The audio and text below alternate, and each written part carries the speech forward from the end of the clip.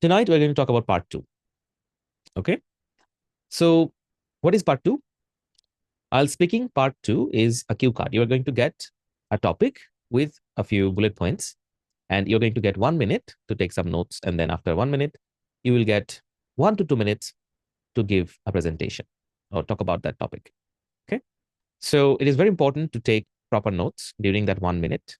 A lot of students do not use that time properly, and they are anxious about their speech, and halfway through the presentation they realize that they have ran out of material. Okay, so don't do that. Definitely take some time to think in details about what you're going to say in the cue card. Okay, so you must speak for 1 to 2 minutes or until the examiner stops you. So there is no conclusion in part 2 cue card.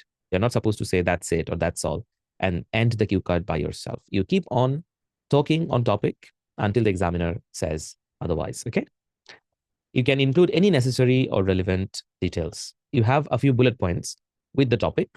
These are your guiding pins. Doesn't mean that you cannot say anything else. So if the topic is about a book that you have read recently, you can talk about that book that you have read recently, but you can also talk about the importance of reading or how reading has changed over time or how it might change in the future, why we should encourage children to develop reading habits. All of these are relevant. You can talk about these after you finish talking about the bullet points that are provided. Okay, so just because you have answered all 3 bullet points or all 4 bullet points doesn't mean that you automatically end the cue card and stop. Okay, the good thing is that most of the cue cards will be common. If you go through 100 common cue card topics, it is most likely certain that you are going to get something which is common. All right, either exactly the same or perhaps 90% similar. Okay, so nothing to worry. You're not going to get a topic which is totally uncommon or unforeseen. If that happens, that means that you have not practiced properly at all. So you should go through 100 cue cards, starting from all the cue cards from Cambridge series. So Cambridge 10 through 19, Cambridge official guide. After you go through all those, you can also go through a few other books like Makkar or some online platforms. But that's an overkill, to be honest. As long as you go through all the topics from Cambridge books, most of the topics or all the topics are covered. So in Makkar, you're going to get repetition of those same topics. Okay, so don't worry about it. Last but not the least, you have to speak fluently. Remember, part 2 is about your fluency. The examiner is trying to see whether you can continue speaking without switching codes for 1 to 2 minutes. Okay, so it is very important to be fluent, have a natural pace and rhythm in your cue card. Okay, you can speak a bit faster if it is necessary, because this is a monologue and we tend to speak faster in monologues, but you can't do that unless you have a proper planning.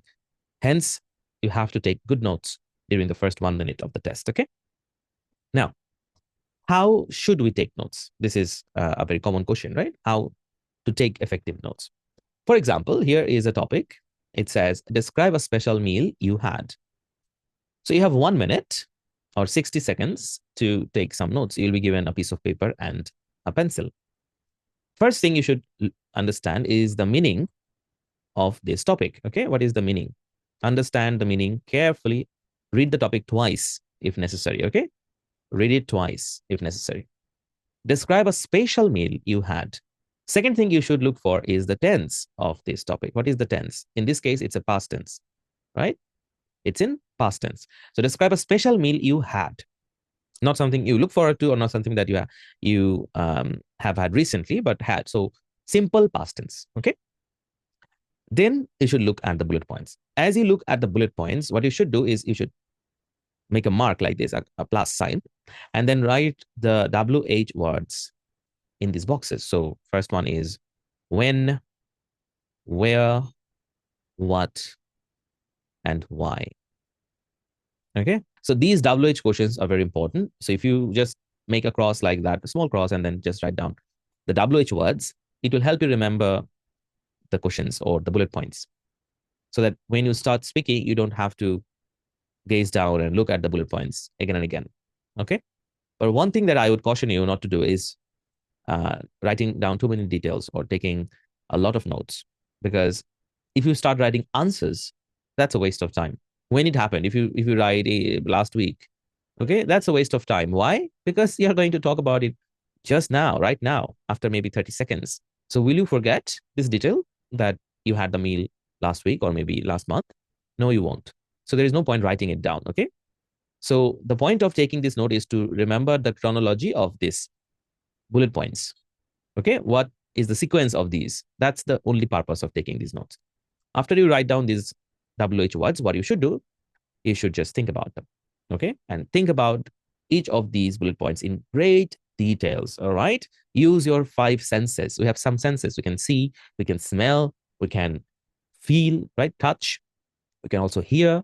So everything about that meal, all right? When it happened, what was the smell of the food? How did it sound, right? How did it feel? Crunchy or soft, juicy, something like that. So some description, add details as much as possible. All right, so there are ways to start your cue card. How do you start? So one thing you should not do is repeat the topic verbatim. Don't repeat the topic as is, okay? Try to paraphrase it, try to rephrase it in your own words, simplify it. For example, if the cue card is describe a person who inspires you, and then the questions are who the person is, how you know them, what qualities they have. So if you start your cue card like, I'm going to describe a person who inspires me, I'm going to say who this person is and how I know him and what qualities they have. If you say that verbatim, then it doesn't show your speaking capacity. So do not repeat the topic. Try to paraphrase it, okay? Next, don't use cliched templates.